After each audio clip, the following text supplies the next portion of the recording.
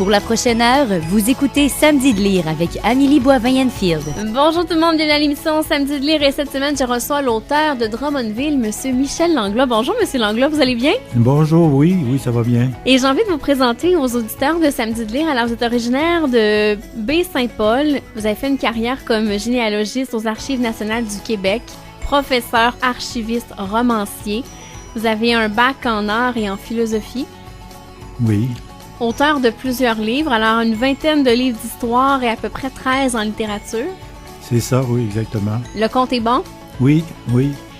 Et on vous a connu en littérature avec votre première saga, La force de vivre, qui a été lancée en 2009. Alors, 4 tomes, 100 000 lecteurs qui ont lu cette saga. Oui, ça m'étonnait beaucoup parce que c'était la première saga là, en littérature. Parce que j'ai écrit beaucoup en histoire, une vingtaine de volumes en histoire, dont le dictionnaire biographique des ancêtres québécois, sur lequel j'ai travaillé pendant 10 ans.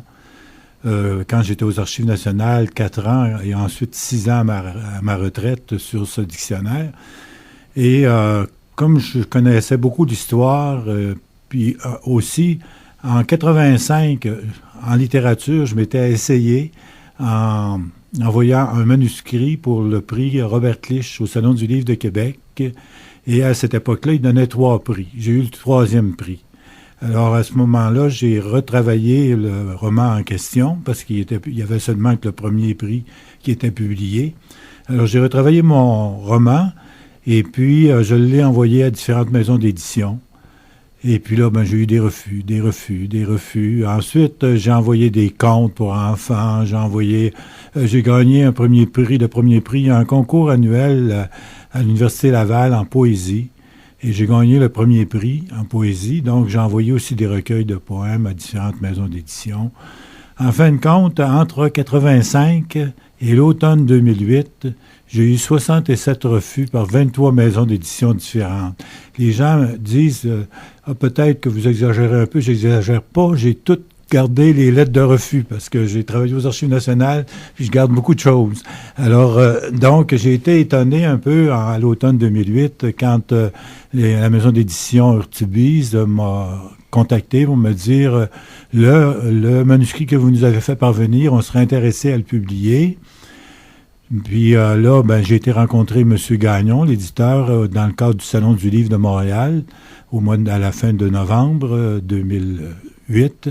Et puis, j'ai jasé avec lui, puis on m'a dit, nous, on publie des sagas, donc en 3-4 tomes, c'est des gros volumes. Celui que vous nous avez envoyé, il est trop court. Il faudrait ajouter beaucoup. Puis, alors j'ai discuté un peu avec M. Gagnon. Et à ce moment-là, j'étais en train, quand ils m'ont contacté, j'étais en train de faire des recherches sur les familles pionnières de Drummondville, parce que Drummondville va fêter en 2015 ses 200 ans. Déjà, moi, en 2008, j'étais déjà là-dedans depuis plusieurs mois. Je connaissais l'histoire de Drummondville. En parlant à M. Gagnon, j'ai pensé tout de suite, mon Dieu, que ça devrait rentrer dans une saga. Alors, je lui ai dit, vous voulez une saga, je vais vous en écrire une. Et donc, je lui ai dit, on était à la fin novembre, j'ai dit, moi, là, à fin janvier, je pars pour un mois de vacances, puis je vais vous envoyer le premier tome avant mon départ. Puis quand je vais revenir de mes vacances, au bout d'un mois, je vais avoir une réponse. Est-ce que vous publiez, oui ou non? Alors, j'ai envoyé effectivement le premier tome de La force de vivre, et puis... Et quand je suis revenu, ils m'ont dit on publie. Donc, je me suis mis dans l'écriture du 2e, du 3e. Et c'est comme ça que est venue La force de vivre, dont l'action se passe au 19e siècle, bien sûr. Et c'est probablement le fait que je voulais raconter l'histoire de Drummond dans le 2e tome en particulier, parce que c'est une histoire qui est très, très importante pour l'histoire du Québec. Les gens ne connaissent pas l'histoire de Drummond, mais Drummond devait devenir la métropole anglaise du Bas-Canada, et tout le centre du Québec devait devenir anglais. Et on pensait assimiler le reste du Québec pour que ça devienne complètement anglais. Puis ils ont manqué leur coup. Et moi, je venais d'arriver à Drummond. C'est pour ça que je faisais des recherches. Je suis arrivé à Drummond en 2002.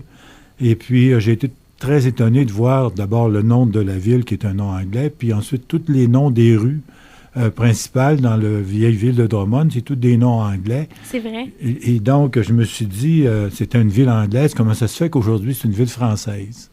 Alors, j'ai fait des recherches, justement, puis là, je trouvais que l'histoire était tellement bonne, il fallait la raconter dans une saga.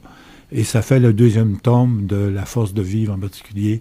C'est l'histoire des débuts de Drummondville à travers mon personnage Nicolas Grenon. Et donc, et c'est ce qui m'a amené éventuellement à écrire un peu mes sagas de la façon que je les écris, avec des personnages fictifs, mais qui vivent avec des personnages historiques, donc qui vivent la même chose que les gens de leur époque ont vécu. Alors, on apprend plein de choses en lisant vos romans. C'est ça. Moi, vous apprenez... Moi, ce que je vise, au fond, c'est de faire connaître l'histoire du Québec, mais dans le cadre d'un roman. J'ai écrit beaucoup de volumes en histoire, puis je sais que c'est aride à lire.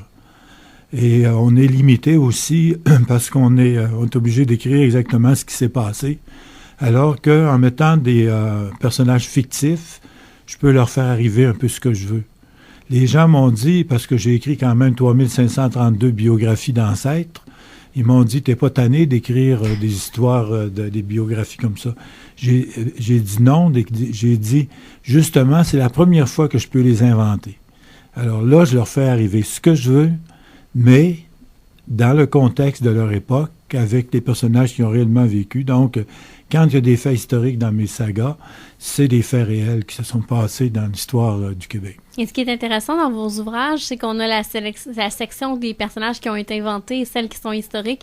Et là, vous nous expliquez chacun des personnages. Oui, c'est ça. Il y a la liste des personnages principaux, là, mais des personnages fictifs que j'invente, qui touchent une famille en particulier.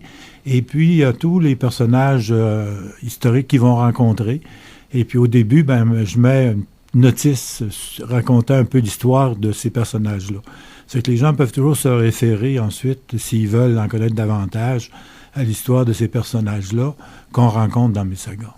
Et vous avez fait une autre saga en 2011, Ce pays de rêve, également 4 tomes.